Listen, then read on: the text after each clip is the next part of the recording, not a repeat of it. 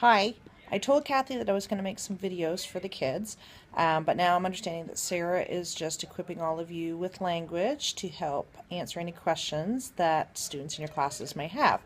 So I'm just going to tell you a little bit about how I explained this to Blake and the words that kind of made sense for him, and hopefully that'll be some help for you all based on the questions that the students ask.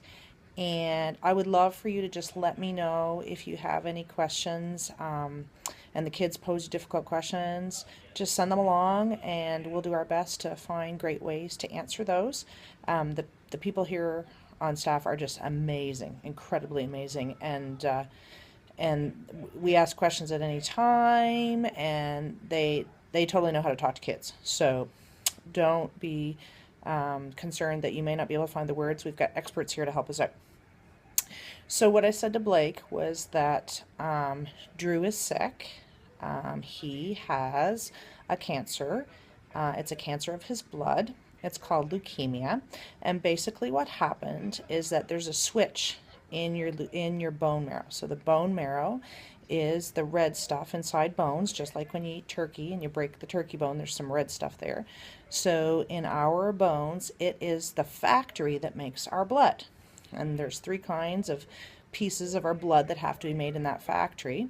There's red blood cells that carry oxygen. There are the white blood cells that are the fighters when we get sick, and the platelets, which are what help us clot so that when we bleed, our boo-boos heal.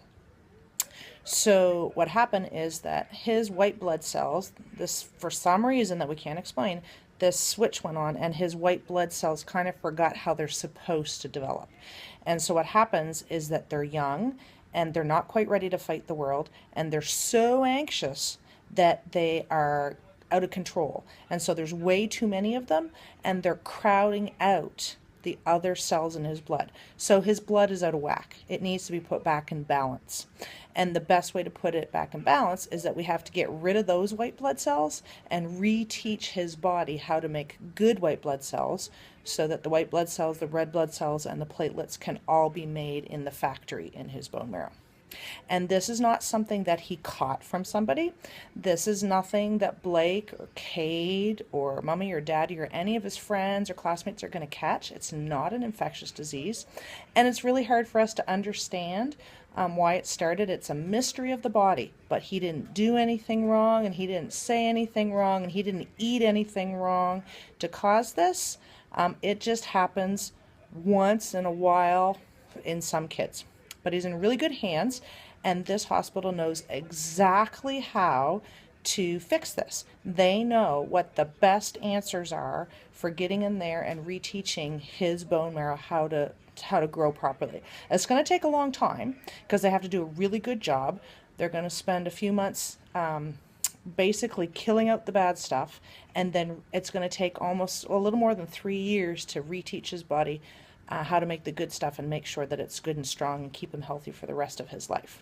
So that's why we are here in Halifax, and we'll be here for probably about a month.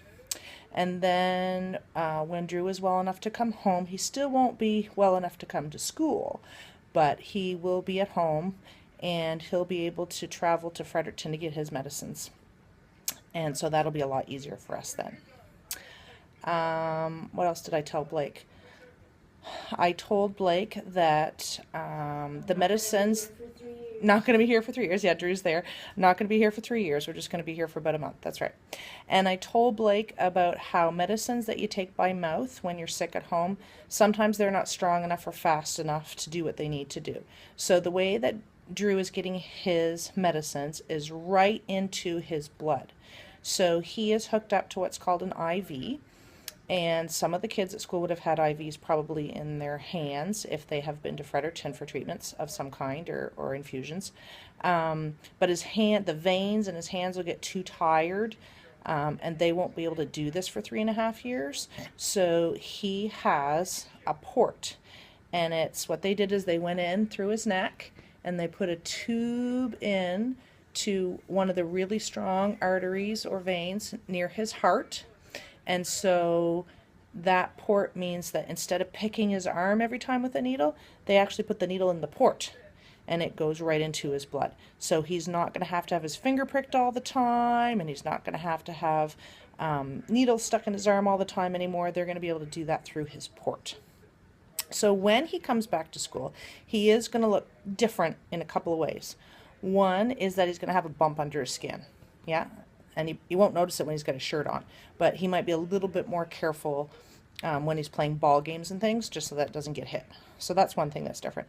And the other thing that's different is that the medicine that he needs to take to kill off these nasty white blood cells that are out of control, it's going to make him lose his hair. So he's probably going to be wearing his hat or a bandana a lot, because he's not going to have that beautiful head of hair anymore. But other than that, he's not going to feel good sometimes. The medicine's going to make his tummy upset sometimes, and he might even have to throw up a bit, but we'll wait and see how he feels. And he's been super strong all along, so it just might be feeling down and out like he has a bit of the flu for a couple days every time he has his treatment. And I also told Blake, what else did I tell Blake? That might be it. Was it Drew? Yeah, I think there was something else I was going to say, but I can't think of it now. Anyway, hopefully that will give you a sense of what was enough to make sense for Blake. And like I say, just don't hesitate to ask me any questions. Like, there's tons of support here, and we'll do what we can do.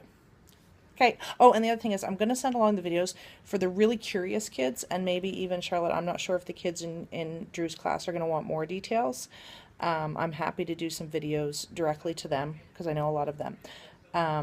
I have videos of the doll on which they demonstrated the port insertion before Drew had it, and that's really, really super cool. So I have those too, if that would help.